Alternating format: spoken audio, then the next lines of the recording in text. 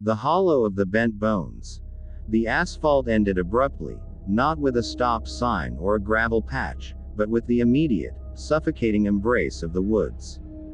Eli Vance, or Eli as he used to be, shifted the ancient, cracked truck into four-wheel drive and watched the city life drain from his rearview mirror, replaced by the suffocating green of the Kentucky mountain holler. He had returned to Blackwood Hollow not out of affection for the late Silas Vance, his grandfather, but out of a grim, practical necessity, to find the old man's will and sell the cursed land before the estate fees devoured what little urban peace he'd managed to carve out for himself. Silas hadn't died in a hospital bed or a roadside accident.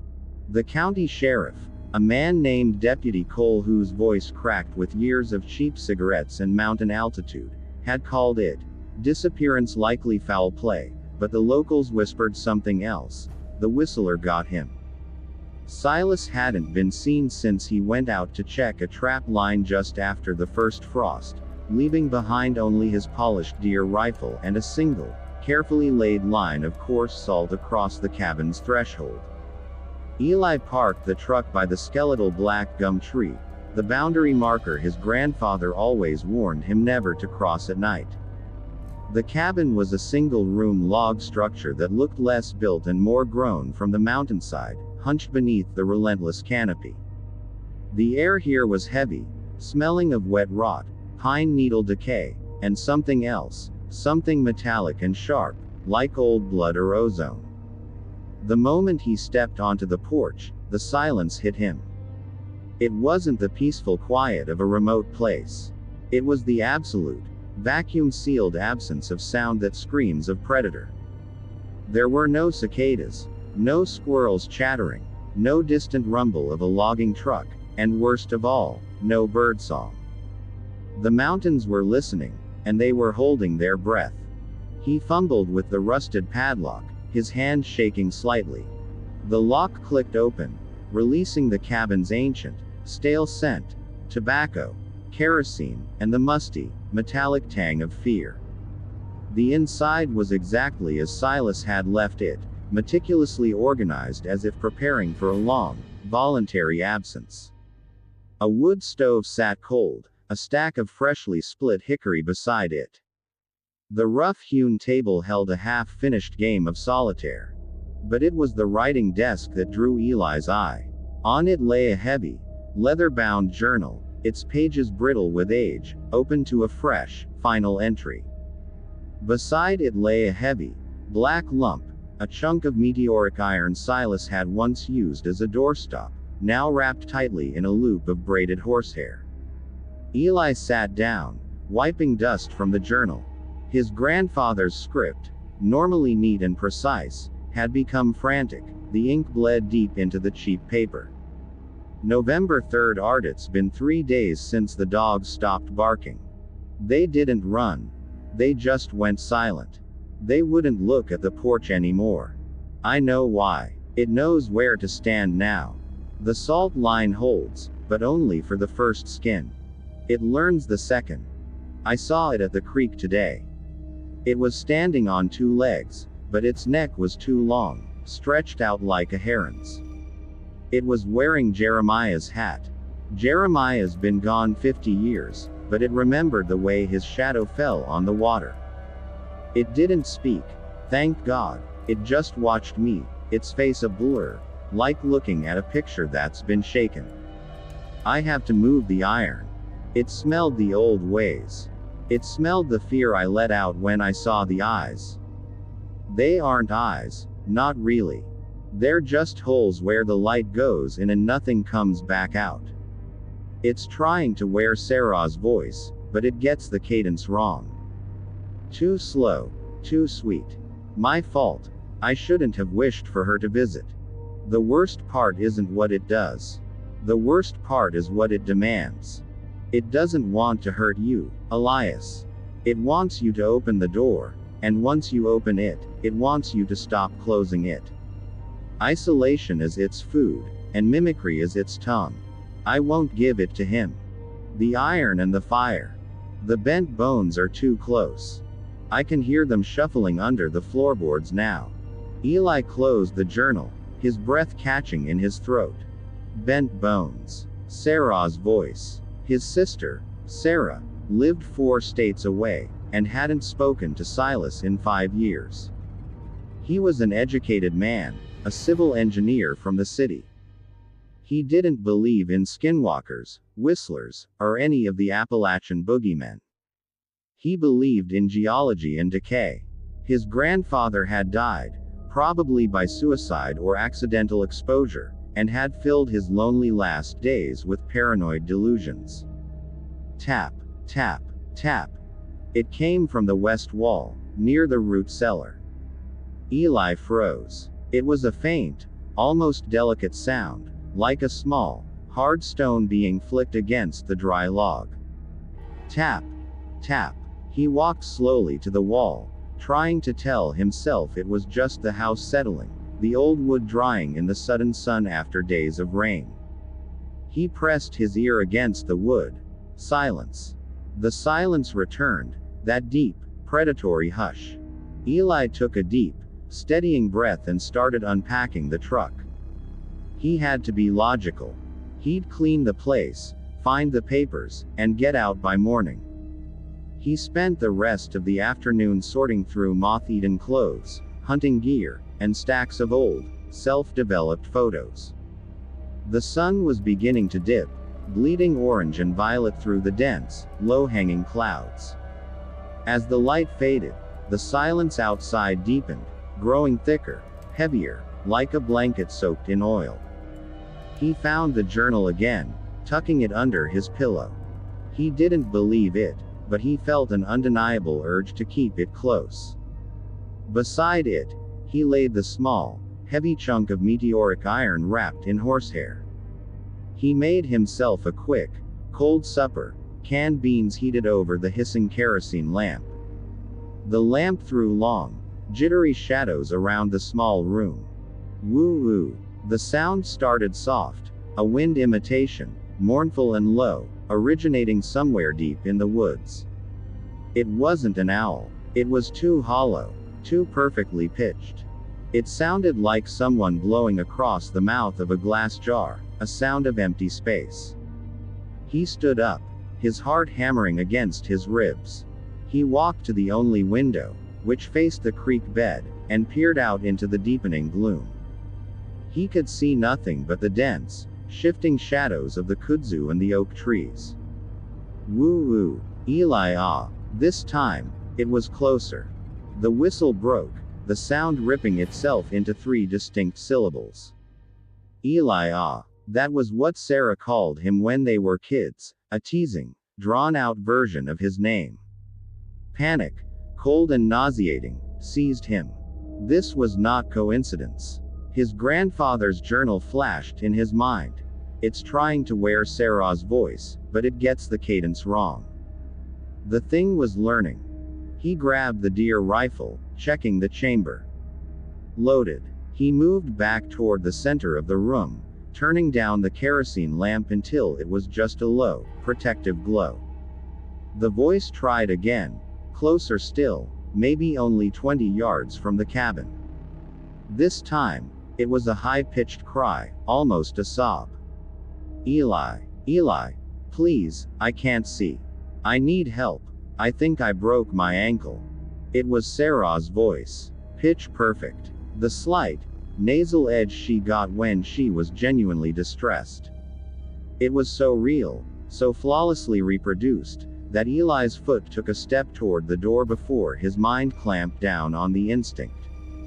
How would it know that? He reasoned, sweat stinging his eyes. How would it know the specific timbre of her voice under duress? The journal's scrawl echoed in his head. It knows the way their shadows fell on the water. It remembers the sound of a loved one because the isolation is a vacuum, and when you enter that vacuum, it takes every shadow and every sound you bring with you. He remembered a bitter fight with Silas, years ago, where Silas had warned him about bringing outside things, pictures, music, even memories, into the hollow. Eli, the skeptic, had scoffed. Now, He realized he had been carrying Sarah in his thoughts all day. He had missed her, and that longing, that absence, had been the invitation. Eli, please, it's Sarah. I drove up. My car broke down back on the gravel road. It's freezing. Eli, let me in. The creature had context now. It had a story.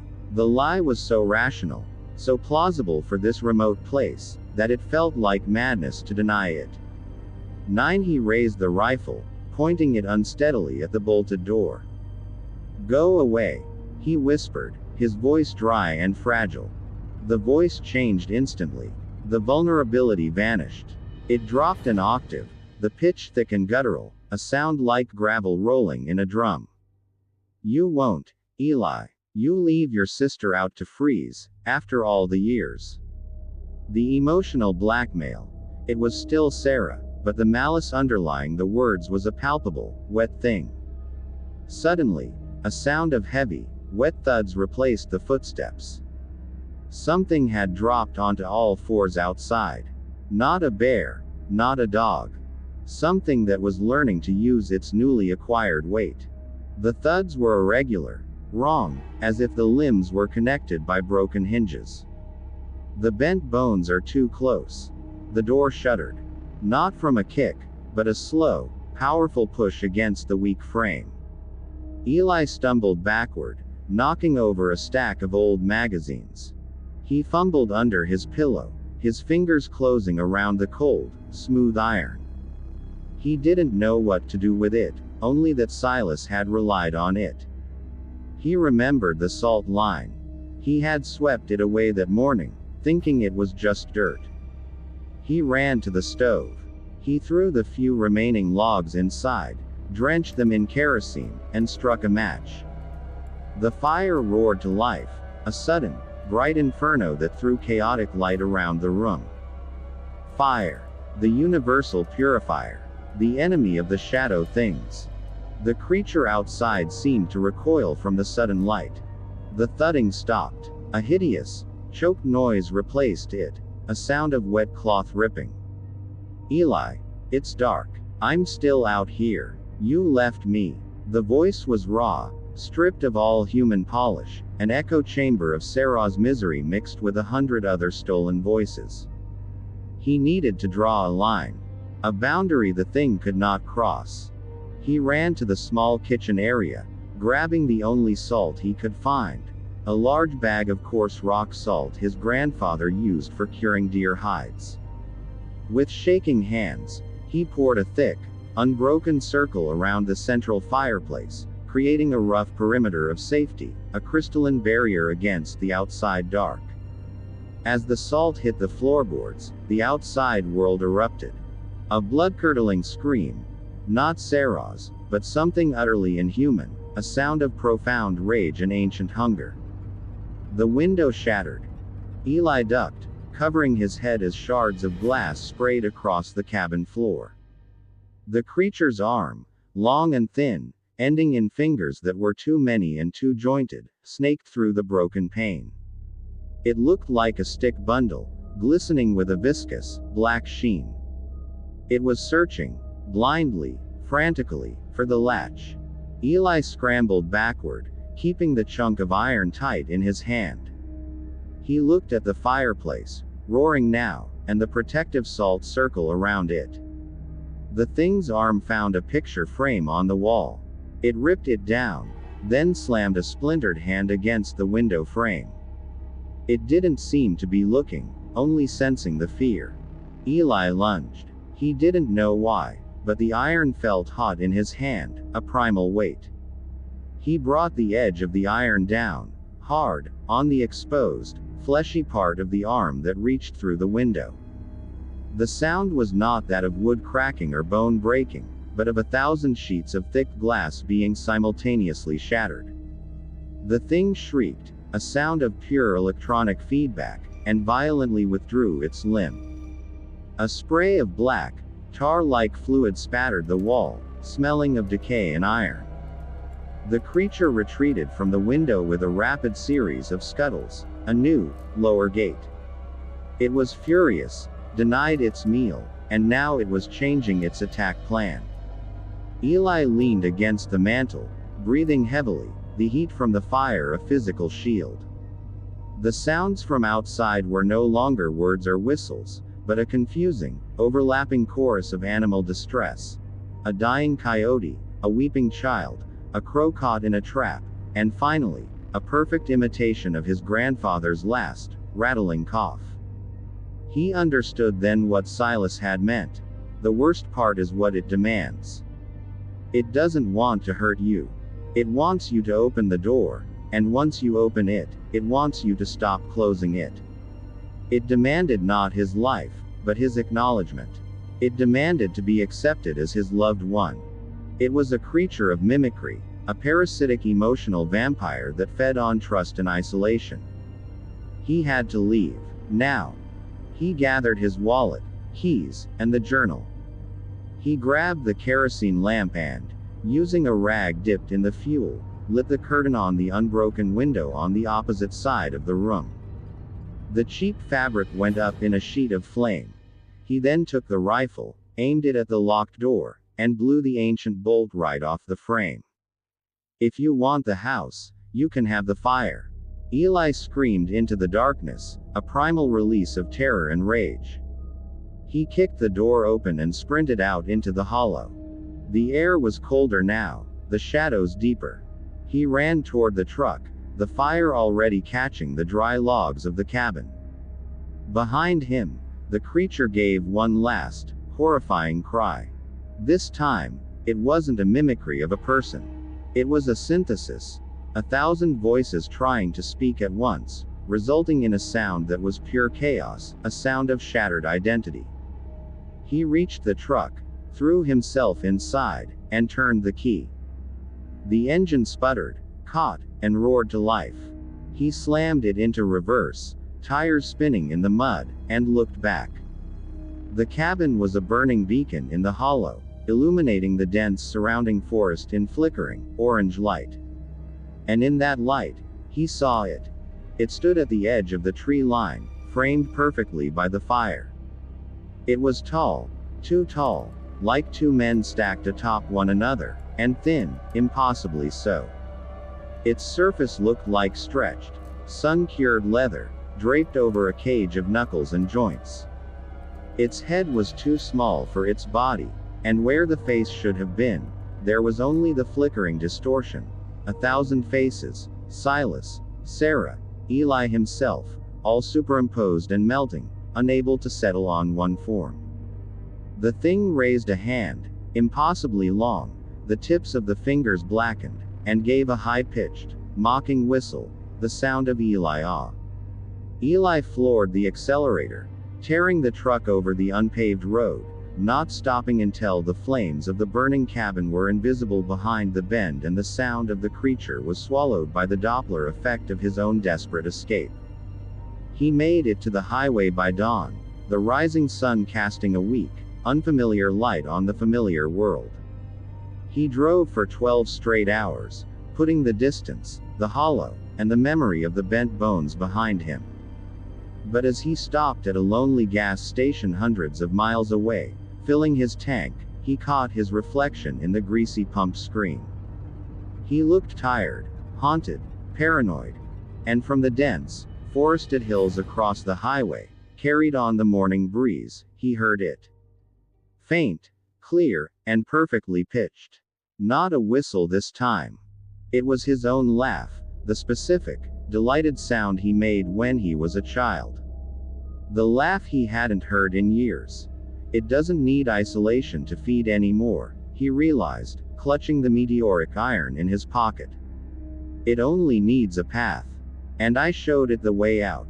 He got back into the truck, not knowing where he was going, only knowing that whatever place he went to, he would now be bringing the shadow of the bent bones with him. The pursuit had begun, and the creature was already practicing its next disguise. Eli was finally home, and he had brought a friend. The end of the road never came. Eli drove until the map lines blurred, until the trees were pines instead of oaks, until the mountain peaks were jagged and snow-dusted, far from the Appalachian cradle where the thing had been born.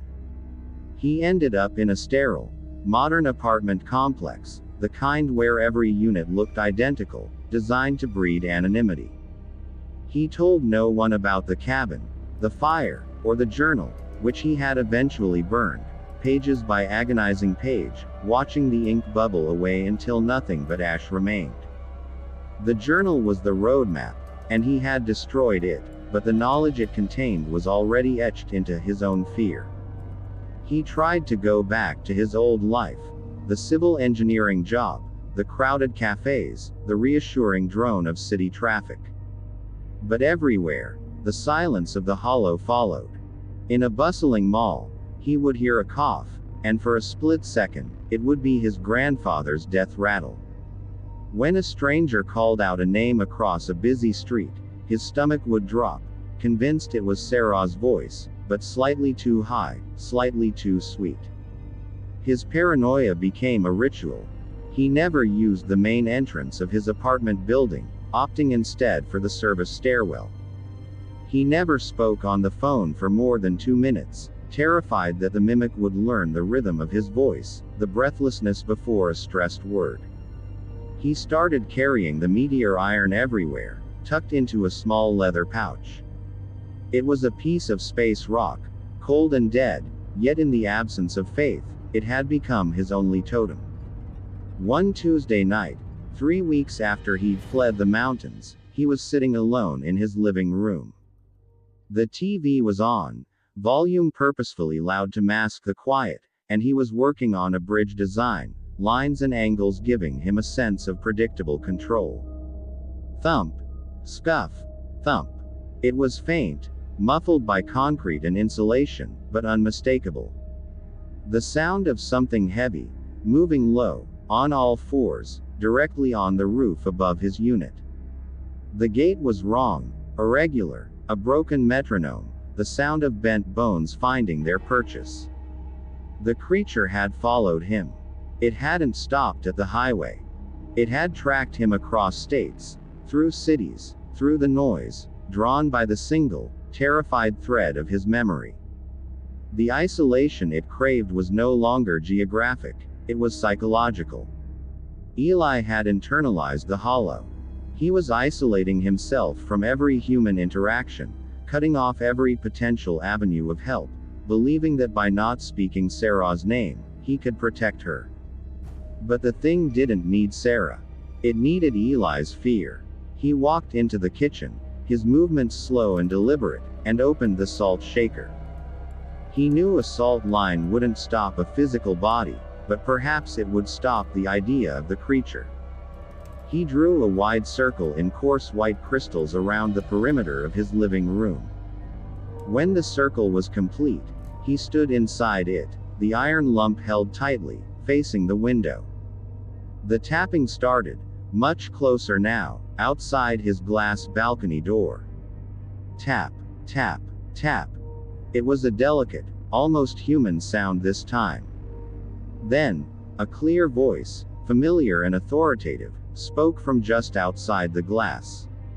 Eli Vance, open this door. We need to talk about your grandfather's estate. I'm Deputy Cole. I've driven a long way, son, and it's cold out here. Eli froze. Deputy Cole. The man with the cracked voice and the mountain altitude. The voice was perfect, the inflection tired and official. But how? How could it know that name? He hadn't thought of Deputy Cole since the phone call.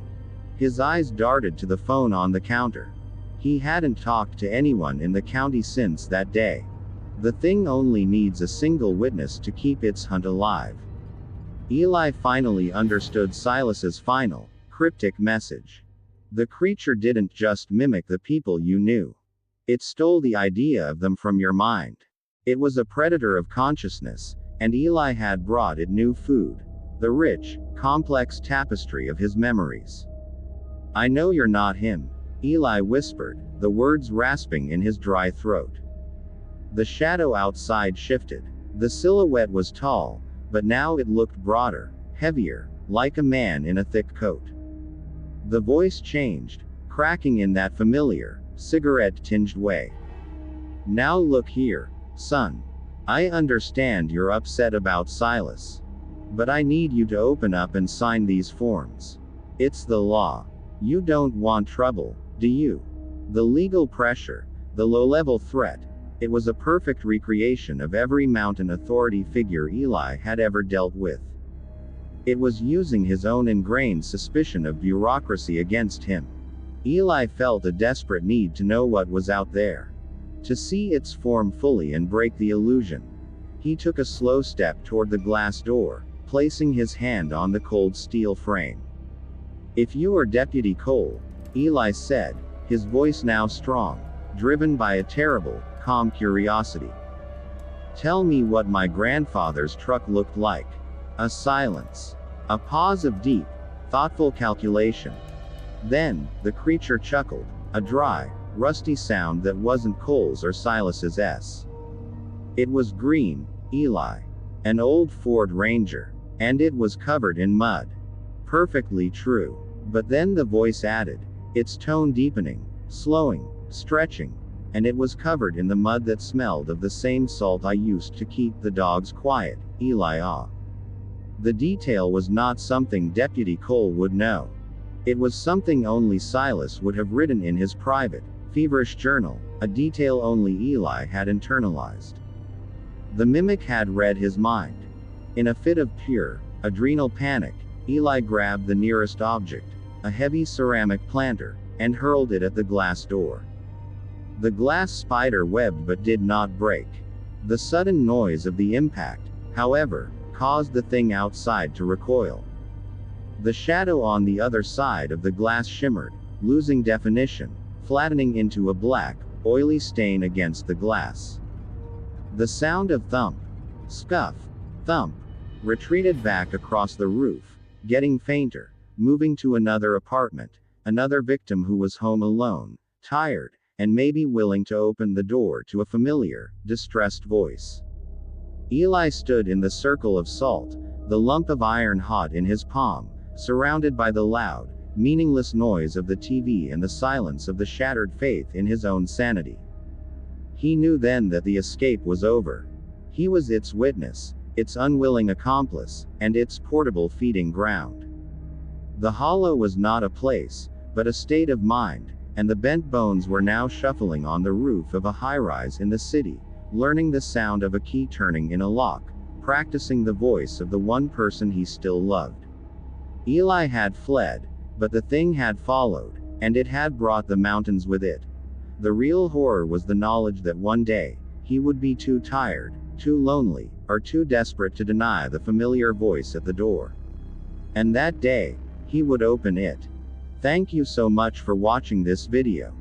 Make sure to subscribe, like, comment and turn on notifications if you enjoyed the video so you never miss an upload.